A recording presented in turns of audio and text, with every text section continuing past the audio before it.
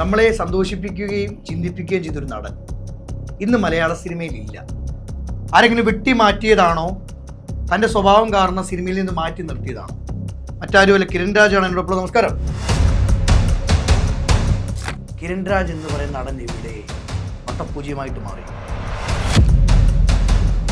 ഈ മലയാള സിനിമയിൽ മുഖം മൂടി ധരിച്ച് നടക്കുന്ന നടന്മാരൊക്കെ ഉണ്ടാവും. ഇയാൾ വെള്ളം അടിക്കുന്നു, അയാൾ പെൺപിടിക്കുന്നു, ഡോർ മുട്ടാൻ പോയി എന്നൊക്കെ പറയുകയാണെങ്കിൽ സിനിമയിൽ പറയുന്ന കാര്യങ്ങളതൊക്കെ. സിനിമക്കാർ അങ്ങനെയാണ് ഇങ്ങനെയാണ്, സിനിമമാരൊക്കെ ചെയ്യാത്തോ. ഈ രണ്ട് കാലിൽ മന്തുള്ളവൻ ഒരു കാലിൽ മന്തുള്ള കളിയാണ്. അതാണ് മലയാളികളുടെ സ്വഭാവം. മമ്മൂക്ക, ലാലേട്ടൻ, സുരേഷ് ഏട്ടൻ അതൊരു ജീവനാണോ? അവരൊക്കെ എന്താ പറയുക, അവരൊക്കെ ഇവിടെ ഇത്രയും അഭിനയിച്ചാണ് എനിക്ക് ഇങ്ങനെയെങ്കിലും അഭിനയിക്കാൻ പറ്റുന്നത്. ഫസ്റ്റ് ഇവിടെ തന്നെ ഫസ്റ്റ് ഷോട്ട് വിത്ത് മമ്മൂക്ക, ഇതുപോലെ അപ്പുറം ഭാഗ്യം വരെ വേണോ? അതെ. സെക്കൻഡ് മൂവി വിത്ത് സുരേഷ് ഏട്ടൻ, പിന്നെ ലാലേട്ടൻ. അവരെ കൂടെ ത്രൂട്ട് ക്യാരക്ടർ ചെയ്യുമ്പോൾ ഓട്ടോമാറ്റിക്കലി ആ ഒരു എനർജി നമുക്ക് കിട്ടും. എന്നെ ഇറിറ്റേറ്റ് ചെയ്താൽ എൻ്റെ കണ്ടോളൂ, വേണം പൊട്ടിക്കുകയും ചെയ്യും. അങ്ങനെ അടിച്ചിട്ടുണ്ടല്ലോ, ഉണ്ടല്ലോ ഇഷ്ടംപോലെ. ആ താരങ്ങൾ ഇന്നുണ്ട്. അടിക്കാനുള്ള സന്ദർഭം എന്തായാലും ഒരു BJP കാരനായതുകൊണ്ട് സിനിമയുടെ അവസരങ്ങൾ നഷ്ടപ്പെട്ടു. നമ്മുടെ സിനിമയിൽ കൂടുതൽ കമ്മ്യൂണിസ്റ്റാണ്. അവർക്ക് പൊതുവെ BJP ഇഷ്ടമല്ല. എന്തായിരിക്കും കാരണം? അല്ലെ, കമ്മ്യൂണിസ്റ്റുകാർക്ക് അവർ ഈ പൊട്ടക്കടത്തെ തവളയാണ്.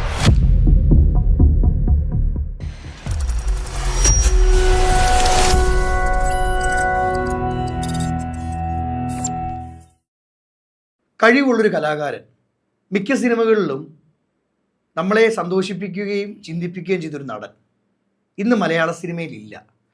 ആരെങ്കിലും വെട്ടി മാറ്റിയതാണോ, തൻ്റെ സ്വഭാവം കാരണം സിനിമയിൽ നിന്ന് മാറ്റി നിർത്തിയതാണോ? മറ്റാരുമല്ല, കിരൺ രാജാണ് എന്നോടൊപ്പം. നമസ്കാരം. നമസ്കാരം. ഒരുപാട് സന്തോഷം കേട്ടോ നേർക്ക് നേരെ ഇരിക്കുവാൻ സാധിച്ചത്. കാരണം മറ്റൊന്നുമല്ല, ഒരുപാട് കഥാപാത്രങ്ങൾ ചിന്തിപ്പിക്കുകയും വെറുപ്പിക്കുകയും പേടിപ്പിക്കുകയും ചെയ്തു. ഇന്ന് ചിന്തിക്കുമ്പോൾ, തിരിഞ്ഞു നോക്കുമ്പോൾ കിരൺ രാജ് എന്ന് പറയുന്ന നടൻ എവിടെ വട്ടപൂജ്യമായിട്ട് മാറിയോ?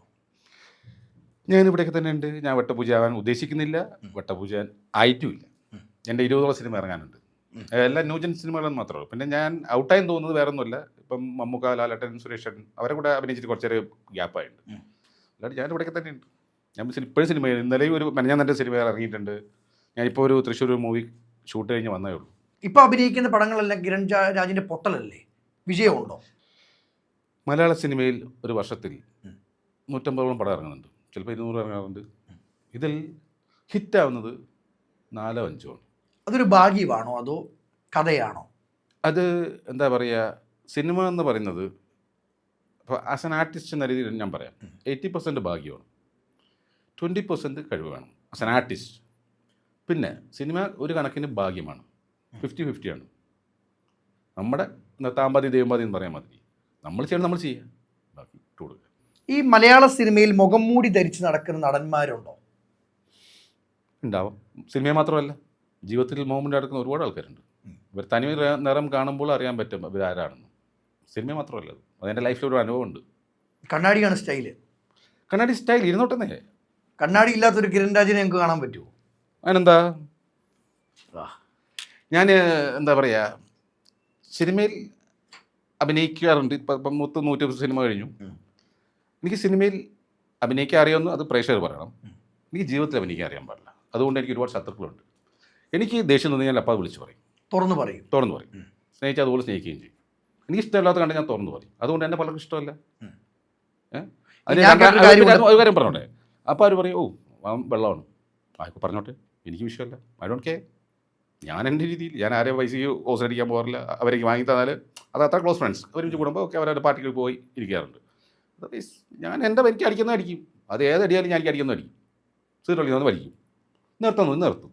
ഇപ്പോൾ ഞാൻ നിർത്തിയിരിക്കാൻ വെള്ളമടി എനിക്ക് തോന്നിയപ്പോൾ ഞാൻ നിർബന്ധിച്ചിട്ട് ആരും ഉപദേശിച്ചിട്ടൊന്നുമല്ല. ഞാൻ നന്നാ മതി എന്നാണ് എനിക്ക് ഒരു സുപ്രഭാതം തോന്നി, നാളെ വല്ല അടിക്കില്ല. എന്നാലും ഒന്ന് ചിന്തിക്കാം, ഒരു സിനിമ നടനാണ്, ഇത്രോളം ചിത്രങ്ങളിൽ അഭിനയിച്ചു, ഒരു ഇൻ്റർവ്യൂ വന്നിരിക്കുമ്പോൾ ഇത്രയൊക്കെ തുറന്നു പറയേണ്ട ആവശ്യമുണ്ടോ? അതാ ഞാൻ പറഞ്ഞു, ഐ ഡോണ്ട് കെയർ. ഞാൻ ഇങ്ങനെയാണ്, എനിക്ക് വേറെ സർട്ടിഫിക്കറ്റ് ആവശ്യമില്ല.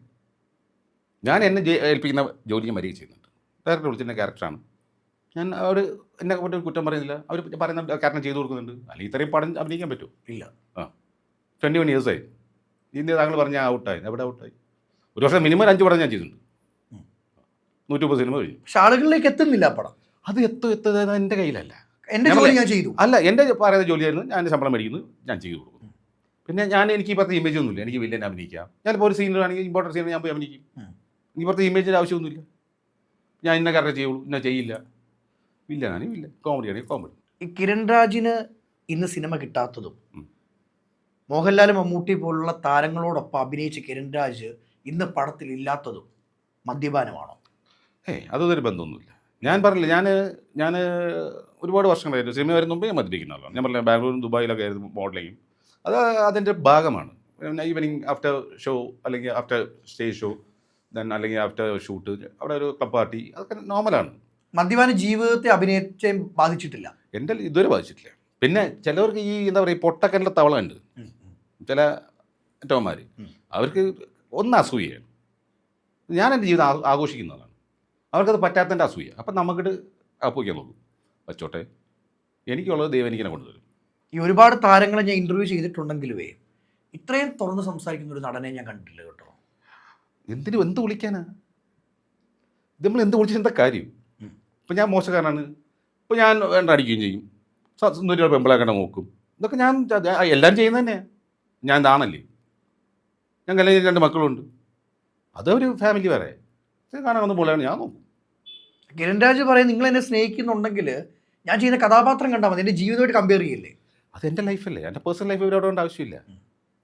ആൻ ആർട്ടിസ്റ്റ് ഞാൻ ചെയ്യുന്ന കഥാപാത്രങ്ങൾ ഓക്കെ ആണെങ്കിൽ എഴുതി. പിന്നെ അല്ല അയാൾ വെള്ളം അടിക്കുന്നു, അയാൾ പെണ്ണുപിടിക്കാൻ പോയി, അയാൾ ഡോർ മുട്ടാൻ പോയി എന്നൊക്കെ പറയുകയാണെങ്കിൽ സിനിമയിൽ പറയുന്ന കാര്യങ്ങൾ അതൊക്കെ സിനിമക്കാർ അങ്ങനെയാണ് ഇങ്ങനെയാണ് ഇവന്മാരൊക്കെ ചെയ്യാത്ത പോലെ. എന്താ പറയുക, ഈ 2 കാലിൽ മന്തുള്ളവനെ 1 കാലിൽ മന്തുള്ളവനെ കളിയാക്കുന്നത്. അതാണ് മലയാളികളുടെ സ്വഭാവം. മൊത്തത്തിലല്ല, ഈ ചെയ്യാത്ത തെറ്റിൻ്റെ പേരിൽ എപ്പോഴെങ്കിലും കിരൺ രാജ് എന്ന് പറയുന്ന നടന് പഴി കേൾക്കേണ്ടതായിട്ട് വന്നിട്ടുണ്ടോ? ഉണ്ട്. എന്തൊക്കെ? അതങ്ങനെ സിനിമ ഫീൽഡിൽ തന്നെ അത് നമ്മളായിരിക്കും. നമ്മൾ ചിലപ്പോൾ മനസ്സിൽ പൊളിച്ച കാര്യങ്ങൾ അവർ നമ്മളോട് പറയില്ല, ന്യൂസായിട്ട് ഗോസിപ്പ് അടിച്ചിറക്കും. ഇത് കേൾക്കുമ്പോൾ ഉണ്ടാകുന്ന വിഷമം എന്ത് വേദന. കാരണം അത്രമേൽ സ്നേഹിച്ച ഒരു വ്യക്തി പിന്നിൽ നിന്ന് കുത്തുമ്പോൾ ഈ വ്യക്തി എന്ത് പറഞ്ഞു എന്ന് ചിന്തിക്കാൻ പോലും നമുക്ക് കഴിയത്തില്ലാത്ത അവസ്ഥ വരും. അത് ആദ്യത്തെ പ്രാവശ്യം ഇങ്ങനെ വേദിക്കുള്ളൂ. അത് അനുഭവം കുറച്ചൊക്കെ ആകുമ്പം പിന്നെ ഇതൊക്കെ അത്രയേ ഉള്ളൂ എന്ന് വിചാരിക്കും. പിന്നെ നമ്മളെ മൈൻഡ് ചെയ്യാൻ പോരുത്. ഈ കൂടെ നിന്ന് ചതിക്കുന്നത് അത്രമേൽ വേദനയാണോ?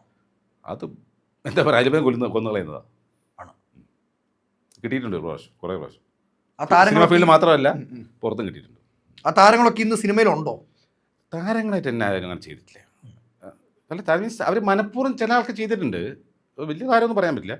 വലിയ താരങ്ങളുണ്ട്. മീൻസ് മമ്മൂക്കലാൽ സുരേഷൊന്നും അല്ല കേട്ടോ, അവരൊന്നും അതിൽ ഉൾപ്പെടുത്താൻ പറ്റില്ല. അവരങ്ങനെ പലപ്പോഴും കിരൺ രാജ് സംസാരിക്കുമ്പോഴും മമ്മൂക്ക, ലാലേട്ടൻ, സുരേഷ് ഏട്ടൻ അതൊരു ജീവനാണോ?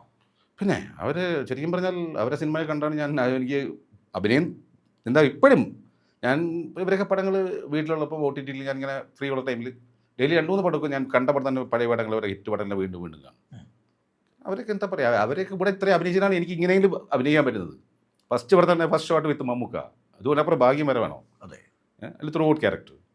സെക്കൻഡ് മൂവി വിത്ത് സുരേഷ് ഏട്ടൻ, പിന്നെ ലാലേട്ടൻ, അങ്ങനെ അവരുടെ കൂടെ ത്രൂ ഔട്ട് ക്യാരക്ടർ ചെയ്യുമ്പോൾ ഓട്ടോമാറ്റിക് ആ ഒരു എനർജി നമുക്ക് കിട്ടും. ഈ ത്രൂ ഔട്ട് ക്യാരക്ടർ അവരുമായിട്ട് ചെയ്തിട്ട് പിന്നീട് പടം ഇല്ലാതിരിക്കുമ്പോൾ അല്ലെങ്കിൽ അവരുമായിട്ടൊരു കോമഡി സീൻ ഇല്ലാതിരിക്കുമ്പോൾ എപ്പോഴെങ്കിലും ഒരു കണ്ണ് നിറഞ്ഞിട്ടുണ്ടോ പേഴ്സണലി?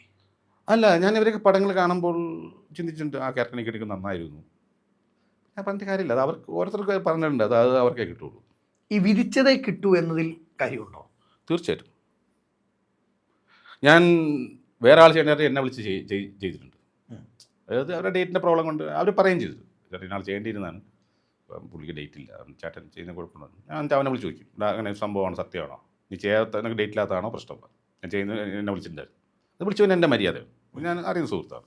പറയാം കുഴപ്പമൊന്നുമില്ല, ഞാൻ എനിക്ക് ഡേറ്റ് ഇല്ല, എന്നിട്ട് ഞാൻ ഇവിടെ ഓക്കെ പറയും. അത് മര്യാദയാണ്. ഞാൻ തന്നെ ആലോചിച്ചിട്ടുണ്ടേ, മമ്മൂക്കയോടൊക്കെ അഭിനയിക്കുന്ന സമയത്ത് ഇന്നത് പിന്നെ റിപ്പീറ്റേഷൻ കാണുമ്പോൾ ഒരു സങ്കടം ഉള്ളിലില്ല. മീൻസ് മനസ്സിലായില്ല. മമ്മൂക്കയോട് ഇപ്പോൾ അഭിനയിച്ചു, കുറേ പടങ്ങൾ മമ്മൂക്ക വേറെ ചെയ്യുന്നുണ്ട്, മമ്മൂക്ക അവസരം തരാൻ ഇരുന്നിട്ട് ഒന്നുമല്ല, മമ്മൂക്ക കാരണം നഷ്ടപ്പെട്ട ഒരു ജീവിതവും അല്ല. പക്ഷേ പിന്നീട് ഒരു കോമ്പിനേഷൻ സീൻ എപ്പോഴെങ്കിലും ആഗ്രഹിച്ചിട്ടുണ്ടോ? തീർച്ചയായിട്ടും. മമ്മൂക്ക ലാലേട്ടൻ സുരേഷ് ചെയ്യുന്നത് എനിക്ക് ഇനിയും എൻ്റെ ഡ്രീം തന്നെയാണ്.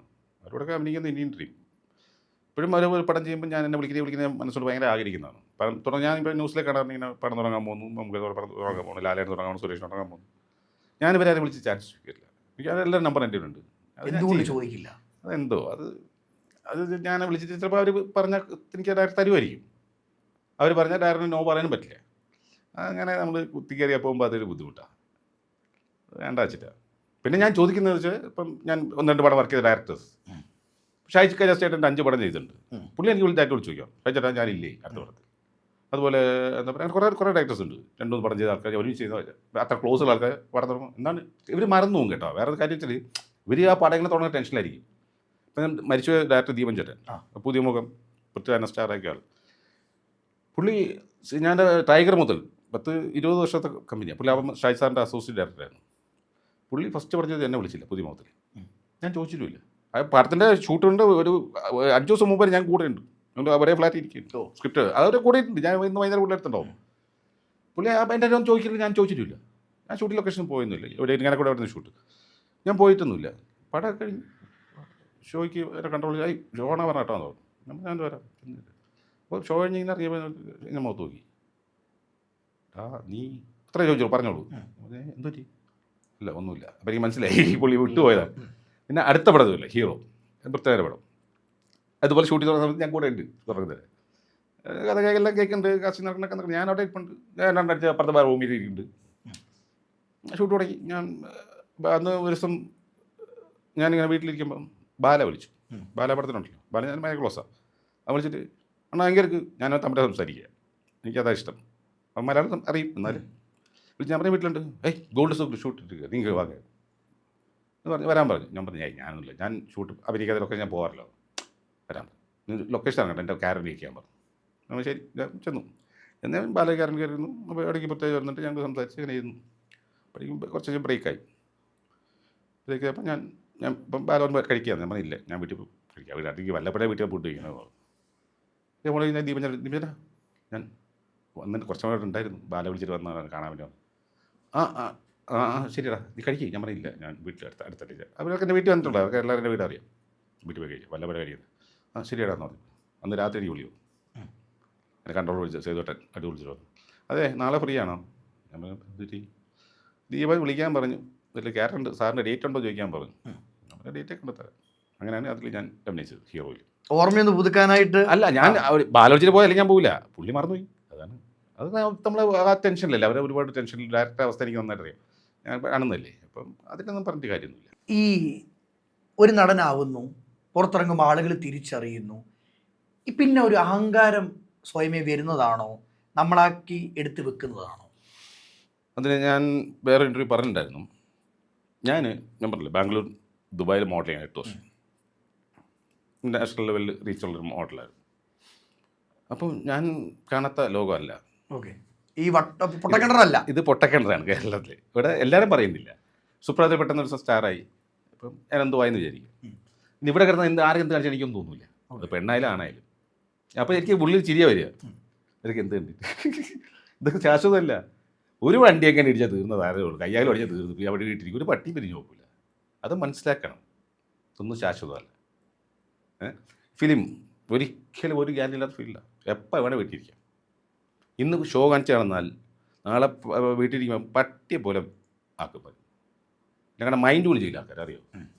പക്ഷേ ഫിലിം ഫീൽഡിലുള്ള ആൾക്കാർ ഒട്ടും മൈൻഡ് ചെയ്യില്ല. കാരണം അമ്മാര് ഷോ കാണിച്ചിട്ടുണ്ടോ അവിടെ ലൊക്കേഷനിൽ. എന്ത് കഴിഞ്ഞ പടം ഞാൻ പറയുന്നില്ല. പടത്തൊരു ആർട്ടിസ്റ്റ് വന്നു, പുതിയ ആളാണ്, പ്രായമുണ്ട്, ലേഡിയാണ്. അവിടെ കിടന്ന് എന്താ ഷോ, ഞാൻ ഇത്ര സീനിയറായി ഞാൻ അവിടെ മിണ്ടാതിരിക്കുന്നു. കണി ഷോ എന്ന് പറഞ്ഞാൽ എനിക്ക് എന്താ പറയുക, ഞാൻ ഡയറക്ടർ അവൻ പറഞ്ഞു, അവൻ ഡയറക്ടർ പറഞ്ഞു ഉണ്ടല്ലോ ഏട്ടാ എനിക്ക് ചൊറിഞ്ഞു പറഞ്ഞിട്ട് ഇത് കാണുമ്പോൾ ഒരു ആവശ്യമില്ല. പ്രായത്തിൽ ഇതാണ് എന്ത് കുഴപ്പമായാലും ഒരു പരിധിയില്ലേ. ഈ തമ്മിത്തല്ല്, പാരവെപ്പ്, കുത്തിത്തിരിപ്പ്, ഇത് ഇൻഡസ്ട്രി മലയാളത്തിലുണ്ടോ? ആ സിനിമയിൽ മാത്രമല്ലല്ലോ, രാഷ്ട്രീയത്തിലുണ്ട്. അതെ, എല്ലാ ഫീൽഡിലുള്ളതാണ് അത്. സിനിമയിലാകുമ്പം രാഷ്ട്രീയത്തിലാകുമ്പോൾ പുറത്തറിയുന്നു.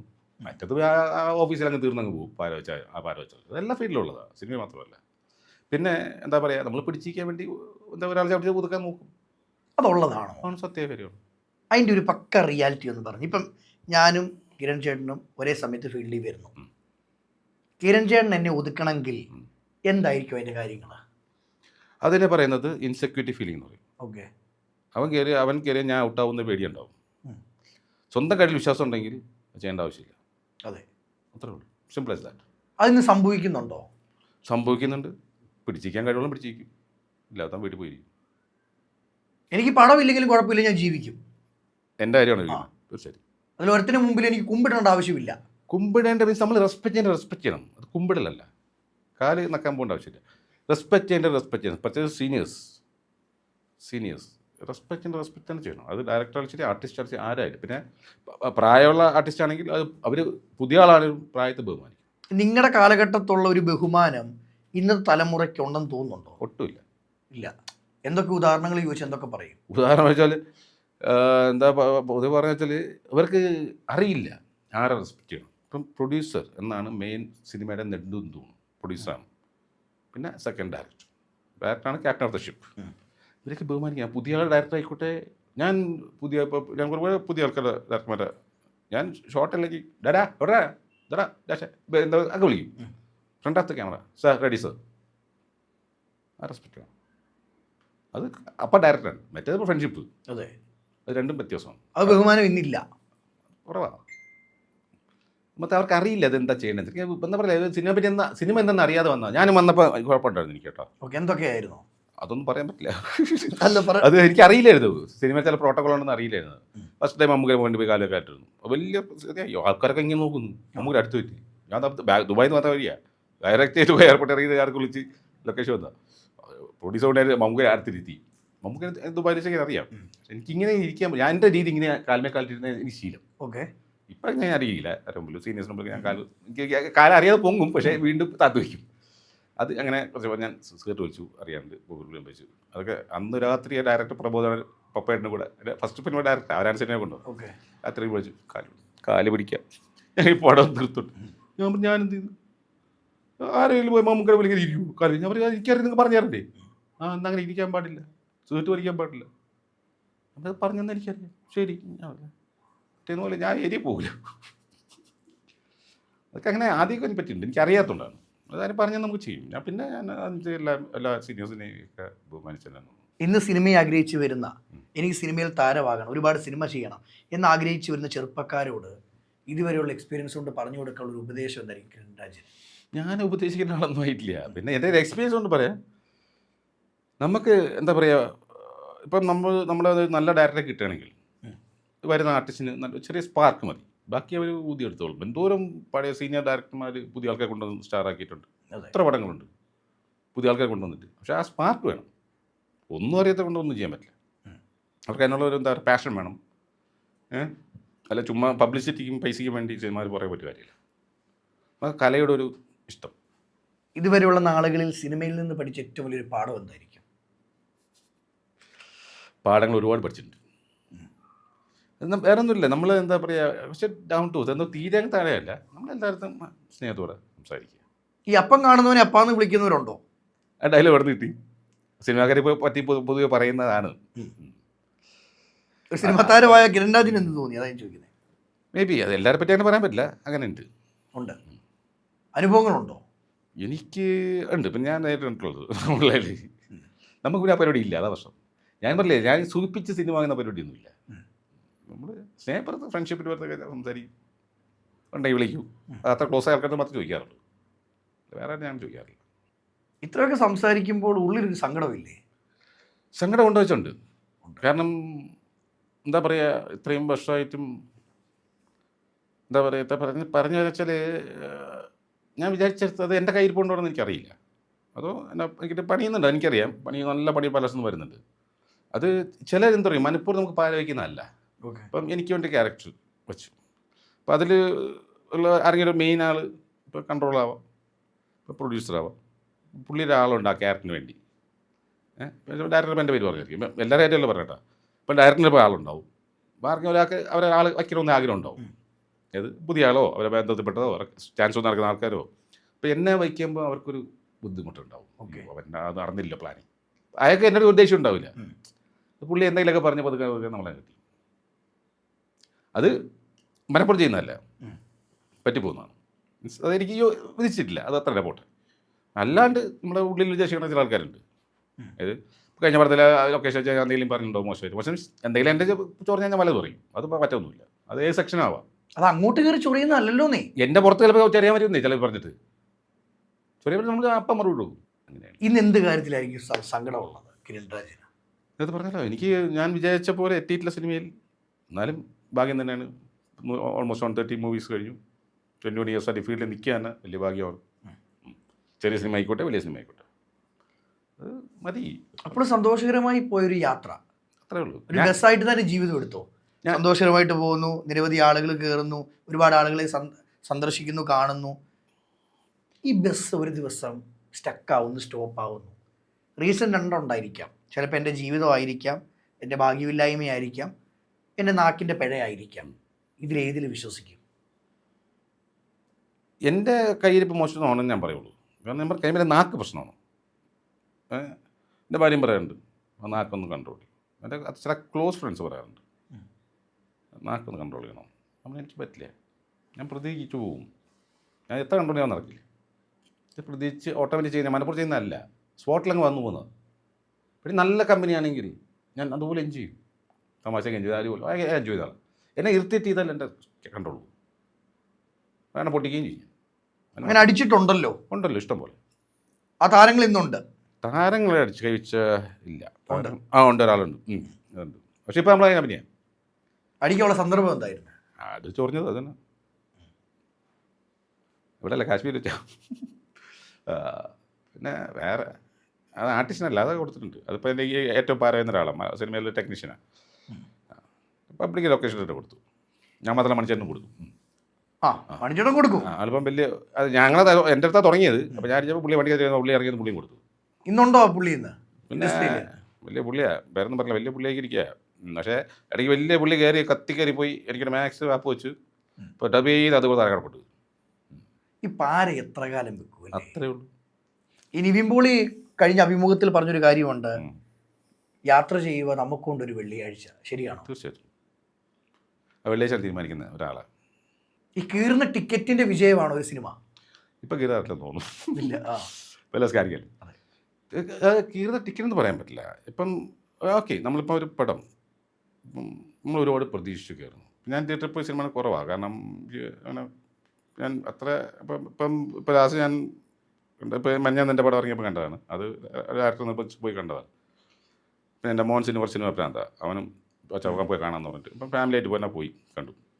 അതിനുമുമ്പ് ഞാൻ പോയത് ഇന്ദ്രിയത്തിൻ്റെ പടം ഇറങ്ങി, ഒരു സിനിമ അടുത്തിറങ്ങി അതിനെ. അപ്പോൾ അവന് വിളിച്ചിട്ട് ഞാൻ പോയിട്ടുണ്ടായിരുന്നു. അത് സെലിബ്രിറ്റി ഷോ ആയിരുന്നു.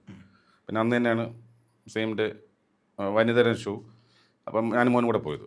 അപ്പം ഇവൻ പറഞ്ഞ അച്ഛാ ഒരു പടങ്ങളും കണ്ടാലോ, നമുക്ക് മമ്മൂക്കര പടം ഇറങ്ങിയിട്ടുണ്ട്, അത് മറ്റേ കളങ്കാവൽ ലുലുവാണ്. അച്ഛൻ വല്ലപ്പള്ളി പറഞ്ഞു നമുക്ക് പോകാം. ശരി പോയി പോകാം എന്ന് പറഞ്ഞാൽ ഞാൻ ഇപ്പോൾ മാസ്ക് വെച്ച് അവിടെ പോകും. പോയി സിനിമ കണ്ടു, 2 പടം കണ്ടു ചോദിച്ചു. അതാണ് വെള്ളിയാഴ്ച. ഇപ്പം മഞ്ഞാന്ന് ഇറങ്ങിയ പടം അതിൽ ഞാനും ജോയ് ബച്ചേട്ടന് മെയിൻ ആർട്ടിസ്റ്റായിട്ടുള്ളൂ, ബാക്കി എല്ലാം പുതിയ ആൾക്കാർ. പിന്നെ 2 കോമഡി ആർട്ടിസ്റ്റും, അവർ ഫേസ് അറിയുന്ന ഫേസാണ്, കണ്ണനും അതൊക്കെ. അതിൽ സെക്കൻഡ് ഹാഫ് മൊത്തം ഞാൻ തന്നെ ഉണ്ട്. പക്ഷേ അത് ആ ഡയറക്ടറിൻ്റെ ഫസ്റ്റ് പടമാണ്. ഡയറക്ടർ ദീപഞ്ചൻ്റെ ഫസ്റ്റ് പടമായിരുന്നു. അങ്ങനെ പരിചയമാണ് എനിക്ക്. അപ്പോൾ എന്നെ വിളിച്ച് പറഞ്ഞു ചേട്ടാ ഒന്ന് സഹകരിക്കണം പറഞ്ഞാൽ മതി. നമ്മൾ വരാടാ അങ്ങനെ പോയി. അത് തീരുമാനിക്കാൻ ആ നായകൻ പുതിയ പയ്യനാണ്. നായിക 2 നായികമാർ, ഒരാൾ ബാംഗ്ലൂർ, ഒരാൾ മുംബൈയാണ്. അതിൽ ബാക്കിയുള്ള ഒരാഴ്ച എല്ലാം പുതിയ ആൾക്കാർ. അവരൊക്കെ വെള്ളിയാഴ്ച ആയിരുന്നു വന്ന്. എനിക്കതുകൊണ്ട് പ്രത്യേകിച്ച് സംഭവിക്കാനില്ല. ഈ മകൻ ആഗ്രഹമുണ്ടോ സിനിമയിലോട്ട് വരാൻ? അതിന് ഭയങ്കര ആഗ്രഹം, ഭയങ്കര ആഗ്രഹം. 8th പഠിക്കുന്നപ്പോൾ ഇടയ്ക്ക് ഞാൻ ഫ്രണ്ടിൻ്റെ ടച്ച് ചെയ്ത് നോക്കിയതാണ്. എൻ്റെ ഫ്രണ്ട് ഷോർട്ട് ഫിലിമിൽ ഞാൻ അഭിനയിപ്പിച്ചു, നന്നായി ചെയ്തു. എൻ്റെ മോളും അഭിനയിച്ചു, രണ്ടും നന്നായി ചെയ്തു. ഈ നടൻ കിരൺ രാജ് അല്ലാത്ത വീട്ടുകാർക്കും മക്കൾക്കും അപ്പനായ കിരൺ രാജ് എന്താണ് വ്യത്യാസം? അവർക്ക് എൻ്റെ മൈൻഡും ഇല്ല. അവർക്ക് ഞാൻ ആക്ടറല്ല. അതെ, വീട്ടിലെ ആക്ടറല്ലല്ലോ. എനിക്ക് കുക്കിംഗ് ഭയങ്കര ഇഷ്ടമാണ്. ഞാൻ വീട്ടിൽ മുറുക്കിയത് പാത്രങ്ങളും പറ്റില്ല, അതൊക്കെ ചെയ്തതെന്ന് ഞാൻ എന്ത് വർഷം ഉണ്ടാക്കും. എനിക്ക് കുക്കിംഗ് ഭയങ്കര ഇഷ്ടമാണ്. ഇഷ്ടപ്പെട്ട ആഹാരം എന്താ? എനിക്ക് നാടൻ ഫുഡാണ് ഭയങ്കര ഇഷ്ടം. നാടൻ ഫുഡ് ഭയങ്കര ഇഷ്ടം. നല്ല ചോറും നല്ല മീനും നല്ല ഞണ്ടും കൊഞ്ചും ഒക്കെ. അങ്ങനെ ഒരു BJP കാരനായതുകൊണ്ട് സിനിമയുടെ അവസരങ്ങൾ നഷ്ടപ്പെട്ടു. ഞാൻ BJP കാരനാണ് ആര് പറഞ്ഞു? ഞാൻ ആക്ച്വലി ഞാനൊരു കമ്മ്യൂണിസ്റ്റുകാരനായിരുന്നു. കമ്മ്യൂണിസ്റ്റ് മീൻസ് ഇപ്പോഴത്തെ കമ്മ്യൂണിസ്റ്റ് അല്ല. എനിക്കൊരു സഹകാലത്തൊക്കെ ഞാൻ പുള്ളിയൊക്കെ പണ്ട് കുഞ്ഞിൽ കണ്ടിട്ടുണ്ട്, നേരിട്ടുണ്ട്. ഒരു ഫംഗ്ഷൻ അബദ്ധത്തിൽ ചാപ്പ കുഞ്ഞായിരുന്നു പുള്ളി ക്ഷേക്കുന്നത്. അന്ന് പിറ്റേന്ന് പത്രത്തിൽ ആ ഫോട്ടോ ആയിരുന്നു പുള്ളിൻ്റെ ക്ഷേക്കുന്ന ഫോട്ടോ. അതറിയില്ല, പത്ര ചാനലൊന്നും വലിയ ഇതില്ല. ആ ഫോട്ടോ ആരോ ആ പേപ്പർ ആരോ ഫോട്ടോ കാണിച്ചതാണ് എൻ്റെ ഫോട്ടോ.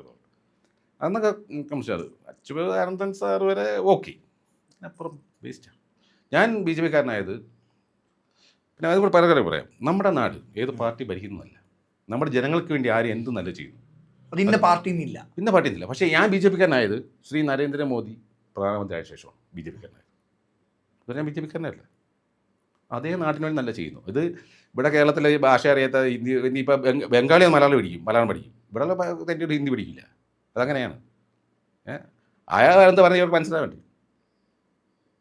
ബാക്കി ഏത് സ്റ്റേറ്റ് നോക്കിയോ എല്ലാവർക്കും ഹിന്ദി അറിയാം. തമിഴ്നാട് മോശമാണ്, ബാംഗ്ലൂരൊക്കെ നല്ല ഹിന്ദി അറിയാം. പിന്നെ തമിഴ്നാടായ പോലും അത്യാവശ്യം വിവരമുള്ളവർക്ക് വിദ്യാഭ്യാസമുള്ളവർക്ക് ഹിന്ദി അറിയാം. ഞാൻ പറഞ്ഞത് ഞാൻ ബി ജെ പിക്കാരനായ അങ്ങനെയാണ്. പിന്നെ നമ്മുടെ സിനിമയിൽ കൂടുതൽ കമ്മ്യൂണിസ്റ്റുകാരെ, അവർക്ക് പൊതുവെ ബി ജെ പിക്കാരെ ഇഷ്ടമല്ല. എന്തായിരിക്കും കാരണം? അല്ലെ, കമ്മ്യൂണിസ്റ്റുകാർക്ക് അവർ ഈ പൊട്ടക്കടത്തെ തവളയാണ് കമ്മ്യൂണിസ്റ്റുകാരെന്ന് പറഞ്ഞാൽ. അവർക്ക് ഈ നാട് നന്നാവുന്നത് അവർക്ക് ഇഷ്ടമല്ല. അത് മെയിൻ ആൾക്കാർ കേട്ടോ. വേറെ കാര്യം പറയാം, കമ്മ്യൂണിസ്റ്റുകാരുടെ പരിപാടി ഞാൻ ഗസ്റ്റ് പോകാറുണ്ട്, കോൺഗ്രസ്സുകാരുടെ പരിപാടി പോകാറുണ്ട്. ഇവരിൽ എല്ലാവർക്കും ഫ്രണ്ട്സും ഉണ്ട്, മെയിൻ ആൾക്കാരും ഉണ്ട്. എന്താ പറയുക, ചെറിയ പരിപാടിക്കൊക്കെ നമ്മൾ ഉദ്ഘാടനം ചെയ്യും, ഞാൻ പോകും. അത് ഫ്രണ്ട്ഷിപ്പിൻ്റെ പുറത്ത് പോകുന്നത്. അവർക്കൊക്കെ അറിയാം ഞാൻ ബി ജെ പിക്കാരനാണ്, ഞാൻ പോകും. അവർ പക്ഷേ അത് ഫ്രണ്ട്ഷിപ്പ്. ഞാൻ ആരെ പേരും പറയില്ല, ഒരു MLA കമ്മ്യൂണിസ്റ്റുകാരാണ്. കഴിഞ്ഞ മുമ്പത്തെ ഇലക്ഷൻ പറഞ്ഞാൽ എന്നെ വിളിച്ചു. ഫ്രണ്ടാണ്, ഞാനും ബാലയും ഫ്രണ്ടാണ്, ഞാനും ബാലമായി ക്ലോസ്. ഞങ്ങളെന്നെ വിളിച്ചു, ഞാൻ പോയി. അത് വേറെ ഞാൻ പറയില്ല. ആ നാട്ടിലെ ആ MLA നല്ല MLA ആയിരുന്നു ഇപ്പം അല്ല. അപ്പോൾ ഞാൻ പോകും. ഈ നമ്മൾ മുന്നമേ കാണുന്നതാണോ മനുഷ്യർ? ഒരിക്കലല്ല. സിനിമ ഫീൽഡിൽ മാത്രമല്ല, ജീവിതത്തിൽ ഒരുപാട് ആൾക്കാരെ എനിക്ക് എൻ്റെ ഫോണിൽ നോക്കി അറിയാം. More than 10,000 numbers all over the world. എൻ്റെ ഫ്രണ്ട്സ് ഉണ്ട്. അത് ആണുകൊണ്ട് പെണ്ണുകൊണ്ട്. ഞാൻ ഇടയ്ക്ക് ഡൗൺ ആയി പോയായിരുന്നു. എന്താ പറയുക, കുറച്ച് ബിസിനസ്സിൻ്റെ പ്രശ്നമൊക്കെ, മെൻ്റലി കുറച്ച് ഡൗൺ ആയിപ്പോയി. അപ്പം ഞാൻ ഇടയ്ക്ക് സിനിമയും ചെയ്തില്ല. ഞാൻ ചെയ്യേണ്ട വെച്ചിരുന്നു. ഇറങ്ങി വീട്ടിൽ തന്നെ ഇരുന്നു, പുറത്തൊന്നും പോയില്ല. ഈ സമയത്ത് അന്ന് ശരി മനസ്സിലാക്കി ഞാൻ ദ റിയൽ ഫ്രണ്ട്സ് 90% ആരും ഉണ്ടായിരുന്നില്ല. 10% ഉണ്ടായിരുന്നില്ല. 10% ഉണ്ടായിരുന്നു. ഞാൻ അന്ന് മനസ്സിലാക്കി ദ റിയൽ ഫ്രണ്ട്സ് ആരാണ്. ഇവരൊക്കെ എൻ്റെ ഒരുപാട് ഹെൽപ്പ് വാങ്ങിയിട്ടുള്ള ആൾക്കാർ. ഞാൻ തോന്നുമ്പോഴൊക്കെ കാശായാലും അല്ല ആളായിട്ടായാലും എൻ്റെ റെക്കമെൻഡേഷൻ വഴി, ഫോൺ വഴി, ചേട്ടാ അത് വിളിച്ച് ചെയ്തു തരും, അല്ലെങ്കിൽ അതൊന്നും ചെയ്തു തരും. ഞാൻ ഒന്നധികം എൻ്റെ ബന്ധങ്ങൾ ഇപ്പോൾ പോലീസായാലും രാഷ്ട്രീയക്കാരായാലും ഗുണ്ടലായാലും എല്ലാം എനിക്ക് പറഞ്ഞു. ഞാൻ ഒരാഴ്ച ആരെയും വിളിച്ച് ശല്യിച്ചാറില്ല. അറ്റ കൈ. ഞാൻ അടുത്ത് കാണുമ്പോൾ പറഞ്ഞിട്ടുണ്ട്, ഞാൻ എൻ്റെ എമർജൻസി മാത്രം, ഞാൻ വേറെ ആൾക്ക് വേണ്ടി വിളിച്ചവർക്ക് വേണ്ടിയില്ല. എൻ്റെ എമർജൻസിക്ക് വേണ്ടി മാത്രം ഞാൻ വിളിക്കൂ. എമർജൻസി അത് അറ്റയ്ക്ക് വേറെ നടന്നില്ലേ മാത്രം. അതിപ്പോൾ വലിയ വലിയ പോസ്റ്റൽ പോലീസ് ഓഫീസുണ്ട്. ഇതൊക്കെ ഞാൻ എല്ലാവരും അമ്മയോട് നമ്മൾ പല സ്ഥലത്ത് വെയിറ്റ് ചെയ്യാറുണ്ട്. ഇവരൊന്നും ഞാൻ മിസ്യൂസ് ചെയ്യാറില്ല. ഈ അനുഭവം ഒരു ഗുരുവാണോ? തീർച്ചയായും അനുഭവമാണ് ഏറ്റവും വലിയ ഗുരു. ഞാൻ കേട്ടൊരു കഥയുണ്ട്, പഠിച്ച പാഠപുസ്തകത്തേക്കാൾ അനുഭവമാണ് ജീവിതാനുഭവം. തീർച്ചയായിട്ടും. ഞാൻ പ്രീഡിക്ക് തോറ്റ ആളാണ്. കാരണം ഞാൻ പ്രീഡിയ സെക്കൻഡ് ഇയറിൽ, അന്ന് പ്രീഡിയ ആയി, +2 ആയിരുന്നു. പ്രീഡി സെക്കൻഡ് ഇയർ പരീക്ഷയ്ക്ക് ഫൈനൽ ഇയർ എക്സാമിന് എൻ്റെ ഫസ്റ്റ് ഡേക്ക് മമ്മൂക്കയുടെ ഫസ്റ്റ് ഹിന്ദി പടം ധർത്തി പുത്ര പത്മ തിയേറ്ററിൽ എറണാകുളത്ത് ഇറങ്ങുക. എക്സാമിന് പോയില്ല. അവിടെ പോയി പോലീസിൻ്റെ അടിയും കൊണ്ട് സിനിമ കാണാൻ പോയി. അങ്ങനെ പ്രീഡി തോറ്റ ഞാൻ.